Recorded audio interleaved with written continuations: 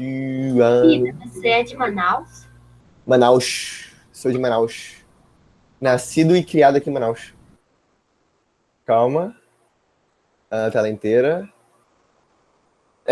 Depois eu vou ajeitar isso aqui, mas enfim. Calma, carregando. Foi. E aí, fala galera, tranquilo? Começamos. Na aula de hoje, a gente vai começar aquele assunto que eu sei, Pita. Meu Deus do céu, reações inorgânicas.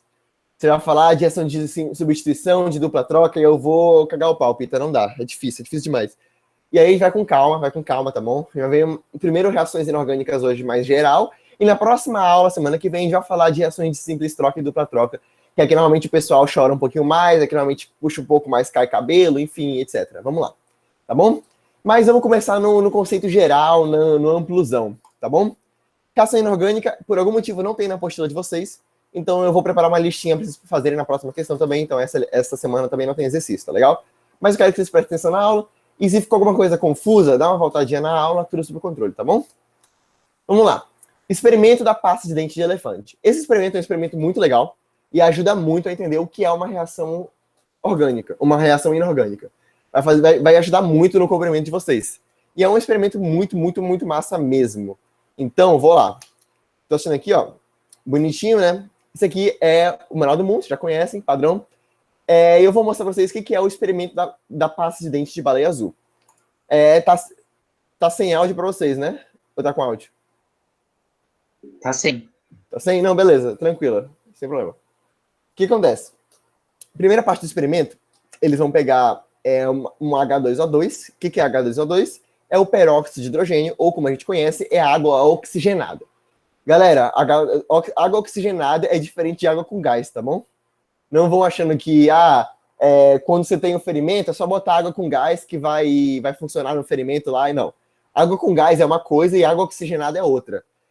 Muita gente tem esse negócio de, quando tá com água oxigenada, falar, água oxigenada, bota água com gás no ferimento, que aí vai limpar o ferimento. Não é assim que funciona. Água com gás é H2O com CO2, ou seja, com ácido carbônico, com gás carbônico, que depois vai virar o ácido carbônico H2CO3. Mas a água oxigenada é H2O2, que é o peróxido de hidrogênio, beleza? Gravaram isso daí? É importante que às vezes as perguntinhas gostem de fazer essa mistura com vocês, que você olha água com gás, você pensa em água oxigenada, mas não é, são coisas diferentes. E aí ele vai pegar água, eu vou inclusive, pronto, eu vou pegar aqui o peróxido de hidrogênio, que é água oxigenada, e eu vou misturar com iodeto de potássio. Eu acho que é o iodeto de potássio, que é aquela mistura aqui. E o iodeto de potássio, que é o Ki, vai ser um sal que vai reagir, vai interagir com essa água oxigenada e vai provar o efeitozinho que a gente vai reconhecer mais à frente. E aí, junto, esse iodeto de potássio, inclusive, é muito reativo, é um sal muito reativo demais, a ponto de você fornecer uma energia capaz de ele explodir, e não explodir de pegar fogo, mas explodir de corroer algumas coisas, etc. E é por isso que eles usam essa luvinha. E normalmente, gravem aí, os metais que são da família dos alcalinos, metais alcalinos terrosos, que é da primeira e segunda coluna da tabela periódica, são muito reativos. Eles têm essa natureza de serem muito reativos. Então, os sais que forem produzidos por eles vão tender a ser mais reativos também. O potássio, o magnésio, o manganês nem tanto. Mas principalmente esses que são da família dos metais alcalinos, da família 1A, né? Primeira coluna ali. Então, normalmente, esses metais mais reativos vão tender a gerar coisas mais reativas, gerar sais mais reativos. O próprio sódio também. Aí, vou já responder, Dan, só para terminar esse experimentozinho aqui, ó. Ela vai falar, beleza? Aí eles vão colocar sabão, detergente ali, meio que para fazer uma bolha, para fazer uma espuma. E depois eles vão colar... Opa, eu comecei do começo, né? Não era para ter feito isso, não. E aí eles estão colocando corante agora para ficar azulzinho, né? Aí o que eles fizeram? Eles botaram o iodeto de potássio nesse becker aqui mais à esquerda, pequenininho ali, e aqui nesse maior eles botaram corante, o detergente e água oxigenada. Então o que eles vão fazer? Eles vão jogar o iodeto de potássio em cima da água oxigenada, junto com o corante e com o detergente. E vai acontecer isso daqui, ó. É isso que acontece. Esse aqui é o experimento chamado pasta de elefante. pasta de dente de elefante, que vai reagir o iodeto de potássio com a água oxigenada. Só que como é manual do mundo, eles gostam de enfeitar, eles vão fazer, dessa vez, água oxigenada e detergente num galão de 20 litros. E bastante corante, enfim. Vão colocar tudo no galão de 20 litros e tentar fazer uma reação para ver o que é. Aí eles estão até tomando uma distância maior, justamente porque a quantidade de iodeto de potássio que eles vão colocar é muito grande. E aí pode ser perigoso, pode pegar no olho, o vapor que sair dali pode acabar corroendo a pele, enfim. Tem que ter precaução, né? Justamente pela radioatividade do iodeto de potássio. E aí, depois que eles viram tudo, o que acontece é isso aí. E esse vapor, justamente por ser um vapor de um sal muito reativo, ele vai tender a poder causar alguma doença ali. É bom ficar longe desse vapor que sai. Tá bom? E é basicamente isso que é formado depois, que é chamado de pasta de dente de elefante. Aí eles fizeram pasta de dente de baleia azul, que era para ser maior que de elefante. Mas tranquilo, o experimento é esse. Experimento bem bonitinho, né? Agora, deixa eu ver o que o Dan mandou no chat. Fiz uma pergunta. Você pode me dizer como ocorre a reação? Tipo, consegue virar substância homogênea? Isso aí a gente vai tentar trabalhar ao longo da aula, Dan. Se você não entender isso até o final da aula, você me pergunta de novo depois, tá bom? Mas a ideia é que você entenda isso até o final da aula, beleza? Vamos lá. Primeira coisa que eu quero que vocês tentem conversar comigo agora para a gente analisar essa reação. Leandro, você levantou a mão? Não, só queria te perguntar se é metais alcalinos terrosos e metais alcalinos que são muito reativos. Isso. Primeiro os metais alcalinos, depois os metais alcalinos terrosos. Tá. Por quê? Liga. Justamente porque os metais alcalinos, eles têm uma eletropositividade muito alta. Eles vai virar cátions muito fácil. Então eles vão fazer muitas reações que, por eles serem os cátions, eles são mais reativos. Mas isso a gente vai ver, talvez, em fila de reatividade, quando estiver trabalhando na próxima aula. Mas, Mariana, se ligou o mic também, quer fazer alguma pergunta? Pita, perdão, foi sem querer. Ah, não, tranquilo, sem problema. Beleza, vamos lá, então. Primeira coisa, eu quero analisar o experimento antes da interação dos compostos. O que a gente tinha antes de misturar tudo, antes de interagir? Nós tínhamos o peróxido de hidrogênio, que é água oxigenada, certo? Nós tínhamos o iodeto de potássio, que era um sal, que ele estava ali misturando uma solução de sal para fazer a reação, detergente e o corante. Eram essas 4 coisas que a gente tinha. 4 coisas separadas, que de certa forma a gente foi misturando depois para poder provocar a reação, né? Pita, mas o corante, a água oxigenada e o detergente já estavam misturados desde o começo. Eles estavam misturados, mas não demonstrou nenhuma reação, né? O que foi necessário para ter essa reação foi o iodeto de potássio. Então a gente fala que a mistura estava inerte. Estava tudo inerte ali, a solução estava inerte, não estava tendo nenhuma reação. Ela estava tranquila, estava estável, estava paradinha na dela. Suave, estava tudo de boas. E aí, botou iodeto de potássio. Quando a gente colocou iodeto de potássio na solução que até então estava inerte, a gente teve o quê? Teve uma interação gradual, o iodeto de potássio foi misturando de pouco em pouco com o peróxido de hidrogênio e foi aumentando o volume à medida que a reação foi acontecendo. Então, Pita, essa reação não foi instantânea? Não, ela não foi instantânea. Não é no mesmo momento que o iodeto de potássio entrou em contato com a água oxigenada, cresceu o volume de uma vez só. Não, o volume foi crescendo de pouco em pouco. Por que foi de pouco em pouco? Porque o iodeto de potássio, ele reage de pouco em pouco com a água oxigenada. Não é reação que acontece instantaneamente, tudo se desenvolve, sabe? Os reagentes são consumidos de pouco em pouco, de parcela em parcelinha. E aí, no momento posterior à interação, o que a gente teve? A gente identificou um aumento absurdo do volume do produto em relação ao reagente. No produto, no reagente, a gente tinha lá uma quantidade X de água oxigenada e detergente e corante, misturou com uma outra quantidade Y de iodeto de potássio e virou uma quantidade muito maior que X mais Y. É uma quantidade muito absurda.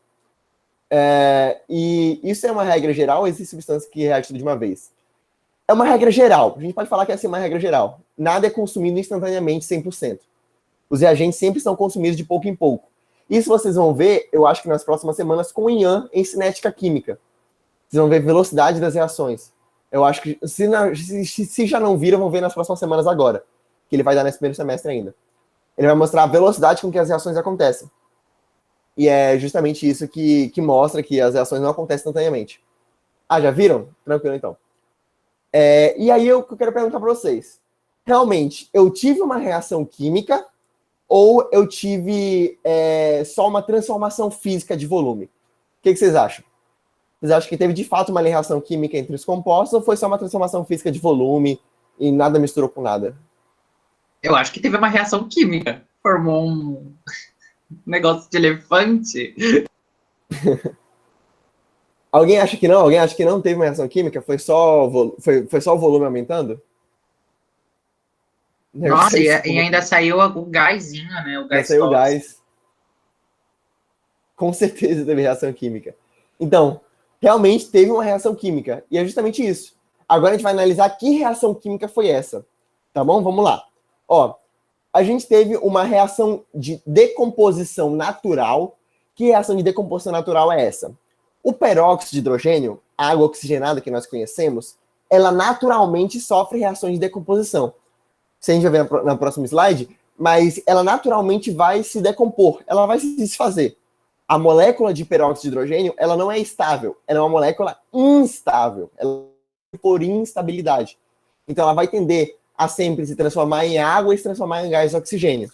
Ou seja, aquele vapor que estava saindo era, na verdade, o gás oxigênio O2, só que se ele sai numa temperatura um pouco mais alta, enfim. Não é algo que você deve respirar puro, sabe? E aí, no momento em que você acrescenta o iodeto de potássio, que seria o catalisador da reação, o iodeto ele é liberado na solução. Alguém lembra qual é o nome dessa decomposição do sal em íons? Alguém lembra qual é o nome disso? A ionização?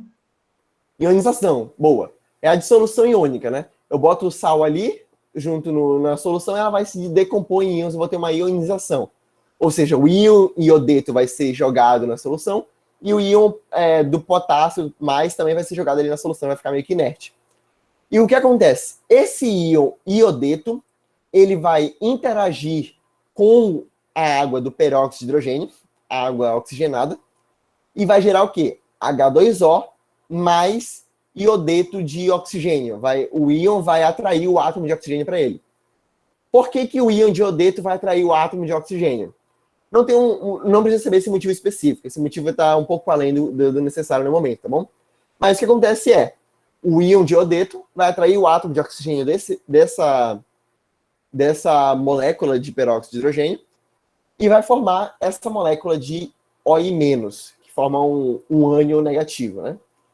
E depois, essa molécula de OI-, junto com a molécula de peróxido de hidrogênio, junto com a molécula de água oxigenada, ela vai fazer outra reação e vai gerar água líquida, o íon iodeto livre e o gás oxigênio O2.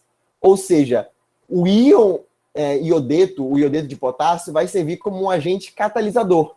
Ele vai só fazer com que o oxigênio se desprenda da molécula de peróxido de hidrogênio, formando um gás oxigênio livre ali, independente, e uma molécula de água. Ou seja, eu tenho uma reestruturação das moléculas e acaba ocorrendo a liberação do O2. E aí, que espuma é essa?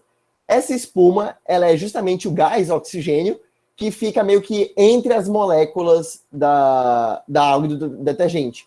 Então, essas espumas que seria provocada pelo detergente é como se fosse várias bolhas de oxigênio que estão meio que tentando expandir. Então, as bolhas crescem e formam essa espumazinha. É somente esse motivo, sabe? Por conta do oxigênio estar sendo liberado, ele vai se meter no meio das moléculas de água e de detergente, gerando essas espumas, gerando esse aumento de volume superior. Beleza? Alguém tem alguma dúvida? Alguém não entendeu alguma parte da reação? Ô, Pita, eu só não entendi nessa última parte. O iodeto, ele pega o oxigênio e depois ele solta ele? Isso. Isso a gente chama de agente... Continua. Por isso que ele é um catalisador. Exatamente. Por isso que ele é um catalisador. Ele não participa do resultado final do produto de fato da reação. Ele só faz com que aquela reação aconteça com maior facilidade. Beleza? Ou seja, naturalmente o peróxido de hidrogênio já iria se decompor. Ele já sofre decomposição natural. Só que para que isso aconteça mais rapidamente, com efeito maior, a gente coloca o iodeto de potássio para facilitar, para dar mais energia para que ela aconteça mais rápido, né? Alguma coisa de cobra. Tem negócio de cobra também. É um outro experimento, né? Que como se fosse as cinzas do fogo vão crescendo, bicarbonato. Se for o que eu estou imaginando que é. Pode crer. Experimento bem legal também. Mas alguém tem alguma dúvida nessa parte do que acontece nessa reação? O iodeto de potássio funciona só como agente catalisador mesmo. Beleza? Beleza. Ótimo. Vamos lá. E aí, a definição agora para, de fato, vocês entenderem o que é uma reação química. A reação química ou também transformação química é todo aquele acontecimento em que uma ou mais substâncias, essas substâncias podem ser puras ou podem ser misturas, se transformam em uma ou mais novas substâncias, que também podem ser substâncias puras ou misturas, ou mesmo compostos ou simples. Tá legal? Ou seja, a transformação química, a reação química é quando eu tenho uma ou mais substâncias que se transformam em outras diferentes. Beleza? Eu tenho que ter substâncias novas no produto, tenho que ter substâncias novas. Se eu tenho as mesmas substâncias no reagente, substância que eu digo é molécula, né? O composto ali, o composto, a molécula de água é uma substância. A molécula de gás carbônico é uma substância. E aí, se eu tiver a mesma substância no final, água e gás carbônico, e água e gás carbônico, eu não tenho uma reação química. Eu tenho só uma conservação das partes, eu posso ter uma alteração física, etc. Para eu ter uma transformação química, eu tenho que ter uma nova substância no final. Ou seja, tem que ter uma molécula de água junto com uma molécula de gás carbônico, formando o ácido carbônico, por exemplo. Aí sim eu tenho uma reação química. Beleza? E a equação química é o que a gente faz para representar graficamente o que é uma reação química. Então, aqui atrás, essa reação de 2H2O2 aquoso, gerando 2 moléculas de água mais 2 gás oxigênio, isso aqui é uma equação química. E isso é uma reação química e não uma mistura, justamente porque eu tenho uma substância aqui, ó, formada por átomos de hidrogênio e oxigênio, e eu formo 2 substâncias novas, formadas pelos mesmos átomos. Ou seja, eu tenho os mesmos átomos, mas eu tenho substâncias diferentes. Então, eu tenho uma reação química. Se ao invés de molécula de água e oxigênio aqui no final, eu tivesse só uma molécula de H2O2, só que ao invés de estado aquoso, eu tivesse no estado líquido, ou então no estado gasoso. Aí eu não teria uma reação química, eu teria só uma transformação física. Beleza? Alguma dúvida, pessoal? Qualquer coisa? Dúvidas? Dívidas? Pita, por que esse oxigênio no final tem 2 O2? Ele larga ele, mas ele fica com 2 oxigênio? É porque aqui não tá balanceado. Então tá, então de boa na lagoa. Balanceado tá aqui em cima. É mais coisa de balanceamento mesmo. Fechou. Legal? Não entendi. Deu esse final. O final daqui de baixo? O que é a diferença de transformação química para transformação física? Isso que você não entendeu? Então, transformação química, eu tenho que ter substâncias novas nos produtos. Os produtos, eu tenho que ter substâncias novas. Água e oxigênio são substâncias novas ou são substâncias que eu já tinha nos reagentes? O que você acha, Dan? São novas. Se eu tenho substâncias novas, eu tenho uma reação química. Agora, se ao invés da água e do oxigênio eu tivesse uma molécula de peróxido de hidrogênio, mas em outro estado físico. Se eu tivesse, por exemplo, no estado gasoso, ao invés do estado aquoso, eu teria uma transformação química ou uma transformação física? Então, ó, eu tenho substância nova. Eu tenho alguma substância nova? O exemplo que eu quero dar é se fosse isso daqui, ó. Aqui. H2O2 tá no aquoso e eu estou transformando em H2O2 no gasoso. Eu tenho uma substância nova nos produtos? Não tenho, né? Ou seja, aqui eu tenho uma reação química ou uma reação física? Física, somente física. Para eu ter uma reação química, eu tenho que ter necessariamente substâncias novas nos produtos. Substâncias novas são aquelas que não estavam nos reagentes. Beleza? Os átomos que compõem essas substâncias podem ser os mesmos? Podem ser os mesmos. Eu posso ter substâncias formadas por gás, sei lá, H2O, 1 e O2. Os átomos que compõem essas substâncias são os mesmos, mas são substâncias diferentes, porque são compostos, são moléculas diferentes, beleza? Núbia, você levantou a mão, pode falar. Núbia? Tá me escutando? Sim, sim. Tá, tipo, se eu tiver ao mesmo tempo H2O mais O2, enfim, e colocar mais uma substância, vai ser uma reação química, né? Uma nova substância nova. Diferente. Sem ser azul. Eu não entendi o que você perguntou, na real. Pera, deixa eu entender. Você está falando se fosse isso daqui, ó, H2O mais O2, é isso? Nos Sim, reagentes? eu colocasse uma nova. Tipo, seria uma E aí? reação química. E aí eu botasse CO2. Isso.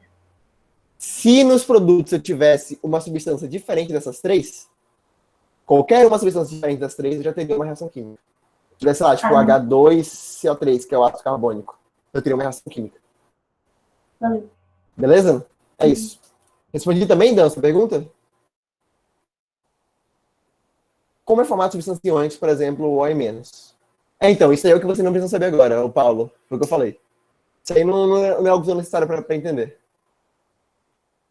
Dan, posso repetir? Posso, mas essa é a última vez. O que é, basicamente?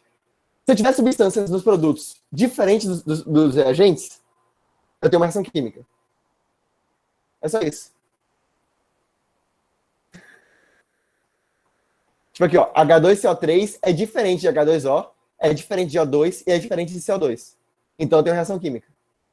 Agora, se ao invés de H2CO3 eu tivesse H2O mais O2 mais CO2, independentemente de qual estado físico, sólido, gasoso, líquido, se eu tivesse a mesma coisa, eu não teria reação química, só teria uma reação física mudando de estado. Sacou? Beleza. É isso. Agora vamos lá. Definição já dei. Reação de adição ou síntese. Primeira reação. Essa reação é uma reação mais simples. O que você tem que saber na reação de adição? Reação de adição eu tenho duas substâncias, dois compostos diferentes, duas moléculas diferentes, que se juntam e formam apenas um único produto. Eu tenho dois reagentes que formam um produto. Ou três reagentes que formam um produto. Ou quatro reagentes que formam dois produtos. O que importa é que eu tenha uma quantidade X de reagentes, onde todos eles interagem entre si e formem produtos unificados. Exemplo que eu dei aqui, ó, é do flash fotográfico, daquelas máquinas antigas de fotografia. Como é que acontecia esse flash? O cara apertava o botão da máquina e aí liberava uma valvulazinha de escape de O2, de gás oxigênio, que estava ali dentro, numa cápsulazinha. E quando ele liberava essa cápsula de gás oxigênio, interagia com a lâmpada que estava cheia de magnésio. E aí essa interação gerava o óxido de magnésio sólido, que liberava luz. E é por isso que, por liberar esse sólido, a luz acabava estourando. E aí gerava esse flash fotográfico antigo. Ou seja, eu tenho dois compostos gerando um único composto. Mas eu poderia ter três compostos gerando um único composto, como é o caso da formação do ácido carbônico. Onde tem água mais O2 mais CO2 gerando o gás carbônico. Ou então eu poderia ainda sobrar mais um composto. Tivesse aqui, ó, mais O2. Ainda assim eu teria uma reação de adição. O importante é que eu teria uma junção de compostos em um só. Ou seja, a reação de adição é o quê? É uma junção, é um sanduba, é um sanduíche inteiro. Você pega um sanduíche lá, onde cada ingrediente do sanduíche faz parte é um composto diferente, e o sanduíche final é o produto. Beleza? Cada reagente ali é um ingrediente do sanduíche, e o sanduíche final é um produto. Sacaram, galera? Alguma dúvida no que é uma reação de adição? Essa equação geral A mais B é igual a AB, no caso o A representa um composto qualquer, que pode ser H2O, pode ser CO2, pode ser O2, e o B representa outro composto qualquer, H2CO3, enfim. E no final vai gerar um composto que una esses dois reagentes, vai gerar uma nova substância que una esses dois reagentes que foram utilizados. Tranquilo? Beleza, vou passar para a próxima, beleza? Dou-lhe uma, dou-lhe duas, dou-lhe três. Vendida. Próximo. Outro exemplo desse é chuva ácida. A chuva ácida tem a mesma coisa. Eu tenho o gás dióxido de enxofre, que é emitido pela poluição, pelas indústrias, que entra em contato com a molécula de gás oxigênio na atmosfera e a molécula de água, e acabam gerando o gás, o ácido sulfúrico, que é o H2SO4, que acaba matando várias árvores, polui o meio ambiente, polui os rios, mata peixes, enfim. É um ácido extremamente forte, um ácido muito forte, extremamente poluente. E ele é formado justamente por uma reação de adição. Eu uno ácido sulfúrico, ou eu uno gás sulfuroso, né? Que é o dióxido de enxofre. Eu uno o gás oxigênio e a molécula de água, e junto na atmosfera tudo isso forma o ácido sulfúrico. Beleza? A mesma coisa acontece também com o ácido nítrico, que é formado pelo dióxido de nitrogênio, que é eliminado das indústrias também. Próxima reação, reação de decomposição ou análise. É importante que essa reação de adição ela é chamada de síntese também. Síntese tem a ver com junção, né, com formação. Adição, soma. E a próxima reação de decomposição ou análise tem a ver com quebra. Análise significa quebra. E justamente a gente vai ter uma reação onde nós temos um só reagente que vai dar origem a 2 ou mais produtos. Ou seja, é o inverso da reação de adição. Se a reação de adição eu tenho um sanduíche e eu estou formando um sanduíche por vários ingredientes, na reação de decomposição eu estou separando esse sanduíche e botando cada ingrediente separadinho em cima da mesa. Estou pegando o pão, botando aqui, estou pegando a salada, botando aqui, a carne, o queijo, botando aqui. Estou separando bonitinho os ingredientes do sanduíche. É isso que é a reação de decomposição de análise. Eu estou dividindo o reagente em vários produtos. E essa reação ela tem uma peculiaridade. É comum que nas reações de decomposição ou análise, elas aconteçam por fornecimento de energia. A reação de adição, não. Você não precisa fornecer uma energia para que ela ocorra. Só de se encontrar ali, eles já se juntam. É tipo aqueles malucos que tá na rua lá, cara, amigo de infância. Chega na rua e fala, ei, mano, beleza, qual é, sabe? Aí bate ali, já vai dar um rolê junto, nem troca ideia. Agora, aquele amigo lá, aquele cara que está trocando ideia mocota para tentar sair, ele não sai, começou a conversar agora, aquela mina tentando sair, e aí você tem que sempre incentivando uma energiazinha para ela acontecer. É a diferença, tá ligado?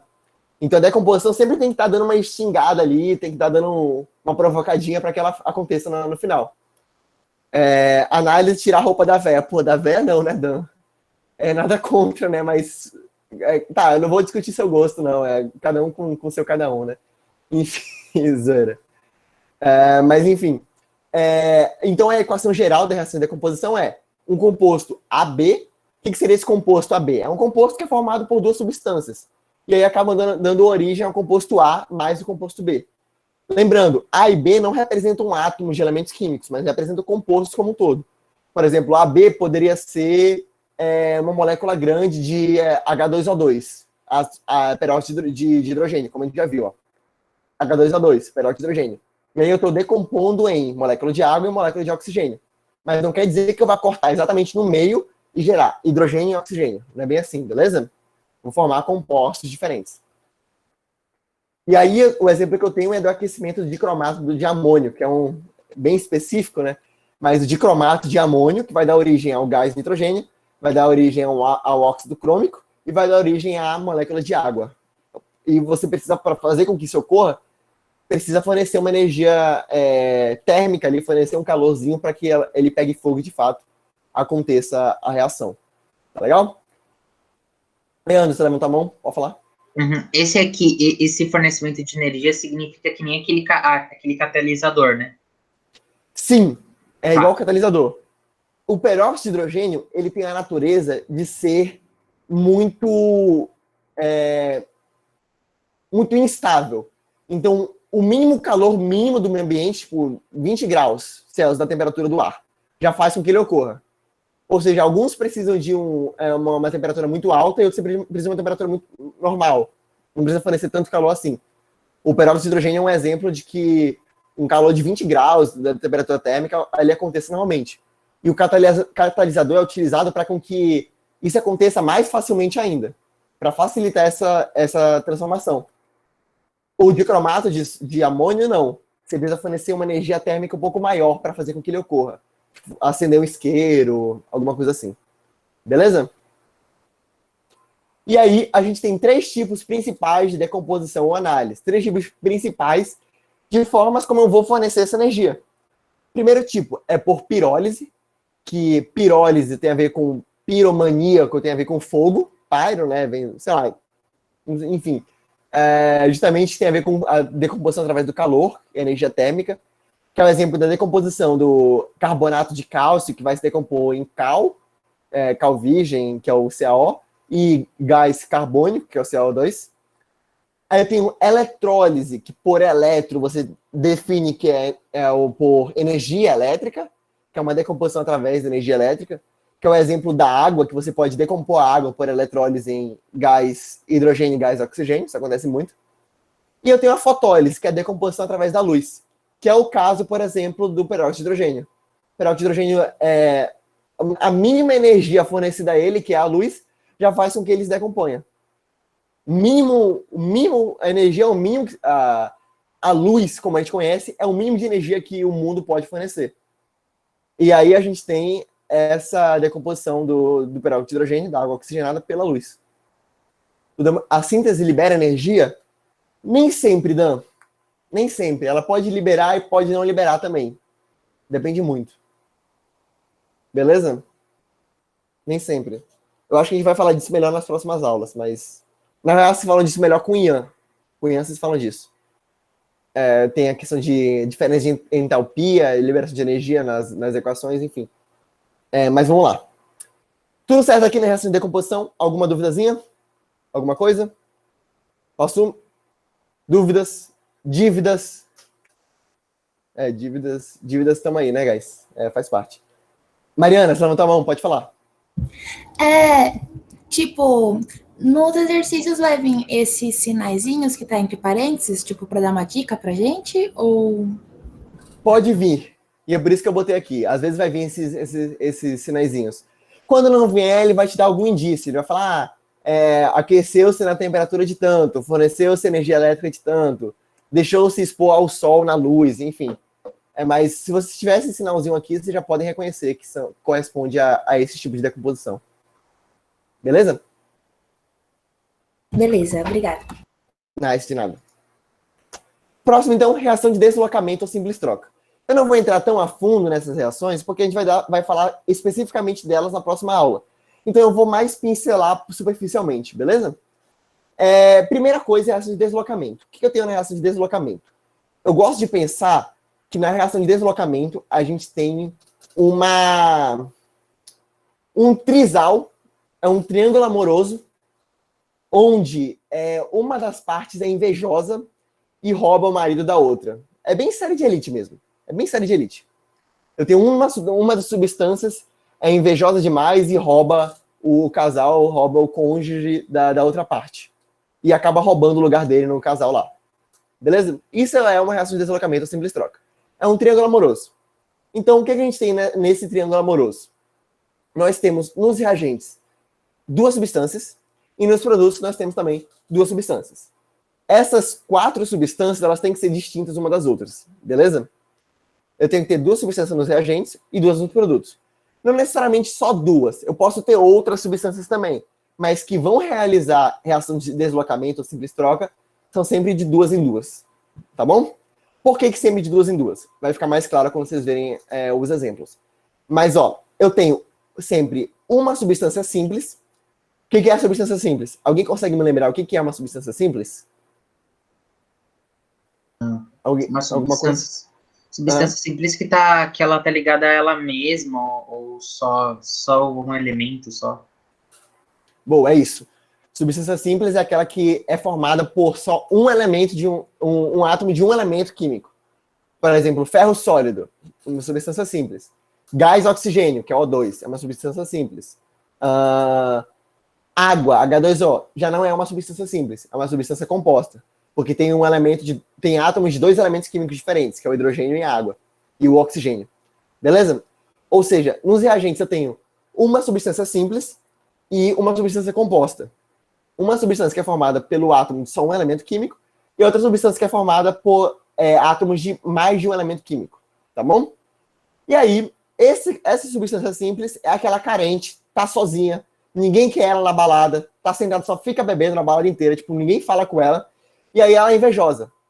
Ela vai olhar assim, tipo, ela sabe que ela é mais bonita que a outra substância que tá no casal ali, só que só por inveja mesmo, ela vai querer roubar ali o cônjuge daquela pessoa que tá no casal.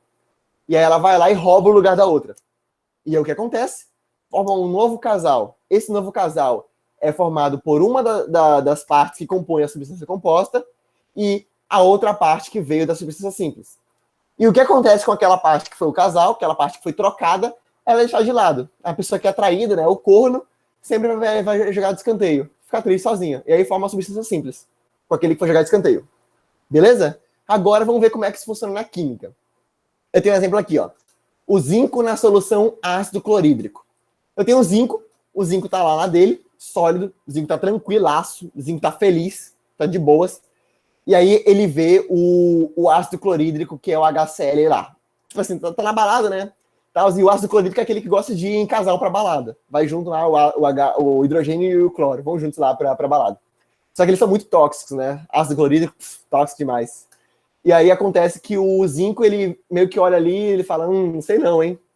Eu acho que eu sou melhor que esse hidrogênio aí. Gostei desse cloro, esse hidrogênio não bate muito bem, não tá muito na minha alçada. Então eu acho que eu vou roubar o lugar do hidrogênio. Então o zinco vai lá e faz o quê? Ele rouba o lugar do hidrogênio. Ele fala pro hidrogênio que estão chamando ele lá na secretaria, estão falando que na portaria tem uma encomenda para ele, e vai lá e fica com cloro. Aí quando o zinco fica com cloro, o cloro gosta. O cloro vê que, putz, gostei. Tá melhor que o hidrogênio, hein? E o que acontece? Quando o hidrogênio volta, aí o cloro fala, não, o hidrogênio não deu. Foi mal. Vou ter que ficar com o zinco aqui, que o zinco tá beijando melhor que você. Sinto muito. E aí o hidrogênio forma uma substância simples e o zinco acaba juntando com o cloro. Pita, é muito específico. Tá tudo bem? Não tá tudo bem, mas a gente segue a vida mesmo assim, faz parte. E aí o que acontece? Eu tinha um zinco sólido e o ácido clorídrico aquoso. Aí o zinco vai, rouba o lugar do hidrogênio e forma o hidrogênio, o gás hidrogênio, H2, e forma o cloreto de zinco, duas novas substâncias. Ou seja, eu não repeti nenhuma substância, eu tenho substâncias novas. O hidrogênio, o gás hidrogênio não tinha nos reagentes, ele foi jogado de lado, e o cloreto de zinco foi formado a partir da junção de dois compostos diferentes dos reagentes. Ou seja, eu tenho uma substância simples e uma composta nos reagentes, formando outra simples e outra composta nos produtos. Beleza? Alguém tem alguma dúvida? O porquê isso acontece, por que o zinco beija melhor que o hidrogênio, a gente vai ver na próxima questão. Exatamente, Paulo, isso a gente vai ver na próxima aula, tá bom? É isso que eu deixei para a próxima aula para a gente discutir melhor. Por que o zinco beija melhor que o hidrogênio? Essa é a dúvida aí. Aí um outro exemplo também é a corrosão do ferro. O ferro acontece justamente por corrosão em ácido clorídrico, é a mesma coisa. O ferro beija melhor que o hidrogênio, e ele vai lá e rouba o lugar do hidrogênio, do hidrogênio no cloreto, no ácido clorídrico, formando o cloreto de ferro e o hidrogênio gasoso. O hidrogênio beija muito mal, velho. O hidrogênio beija muito mal, vocês não estão ligados. Quase todo mundo rouba o lugar do tadinho. Faz parte, né? Vamos lá, próxima reação. Reação de dupla troca. Beleza? Se pá, isso acontece em eletrólise. Acontece, Leandro. Exatamente. A eletrólise acontece algo bem semelhante. Tá bom? Mas a eletrólise ela instiga uma reação de simples troca.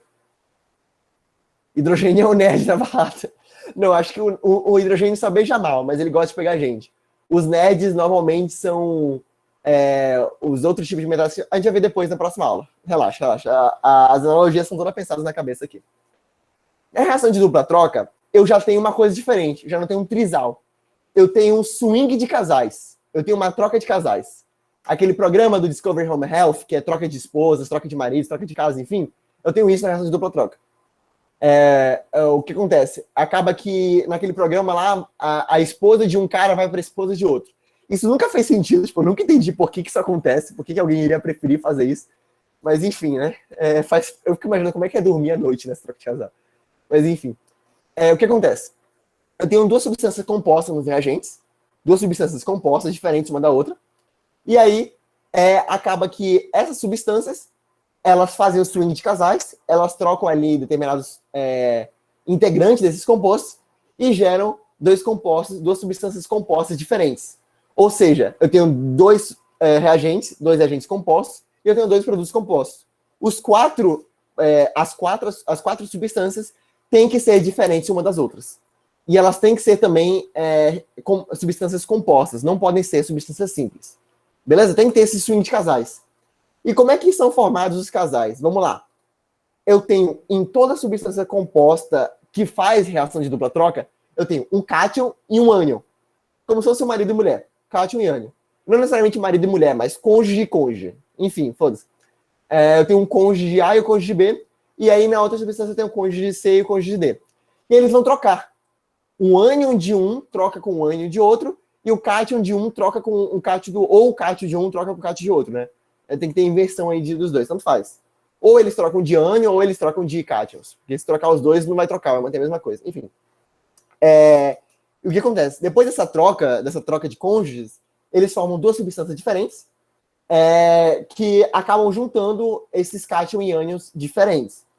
Um exemplo aqui, a gente tem no nitrato de chumbo aquoso com iodeto de potássio.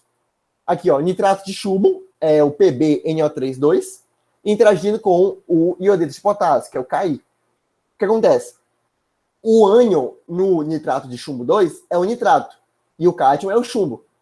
E o ânion no iodeto de potássio é o iodeto, e o potássio é o cátion. O que eles vão fazer? Eles vão trocar de ânions, ou trocar de cátions, e vão formar substâncias novas.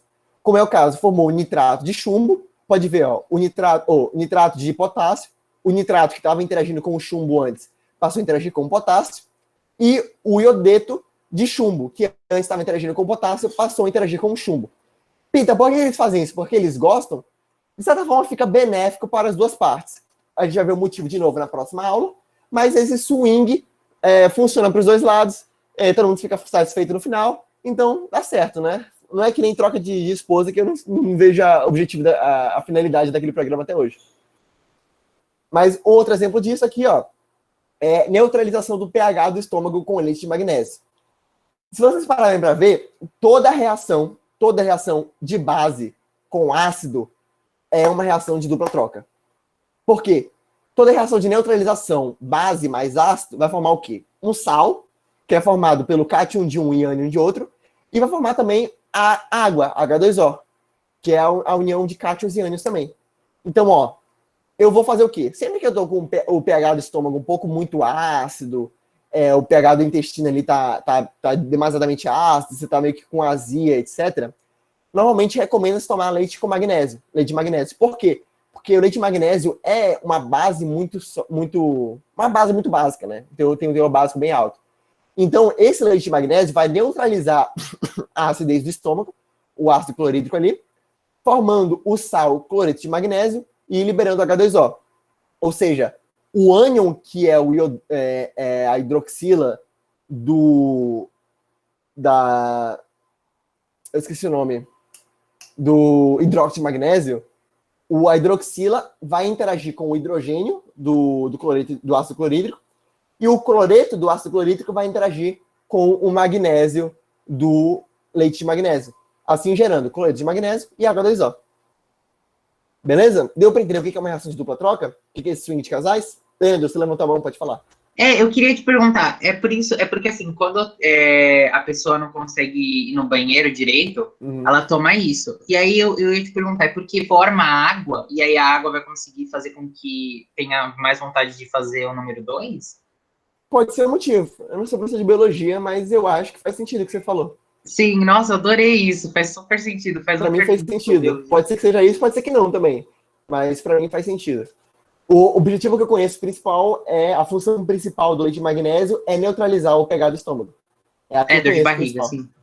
Mas sei que Engov, Eno-Guaraná, esse tipo de coisa também tem a mesma função. Beleza? Só que são compostos maiores, então eu não posso fazer essa de neutralização tão perfeitinha quanto é do leite de magnésio. São compostos bem grandes, normalmente compostos carbônicos também. Mas são bases, de jeito ou de outro. Mas beleza? E a aula de hoje foi isso. Bem tranquilazinha, bem tranquilinha, tá bom? Terminamos no horário. E a próxima aula a gente vai falar melhor do porquê que acontece esse swing de casais e do porquê que acontece essa substituição desse trisal aqui também. A próxima aula a gente vai falar especificamente do porquê que isso ocorre, tá bom? por que, que o zinco beija melhor que o hidrogênio e por que, que os casais gostam de trocar um com o outro para experimentar coisas novas, né? Enfim, mas tudo bem? Então, a aula de hoje foi isso, pessoal. A gente se vê de novo semana que vem. Tudo certo? E eu desejo um beijão para vocês. Beijão, beijão. Vocês têm aula com a Isa agora ou não? Sim.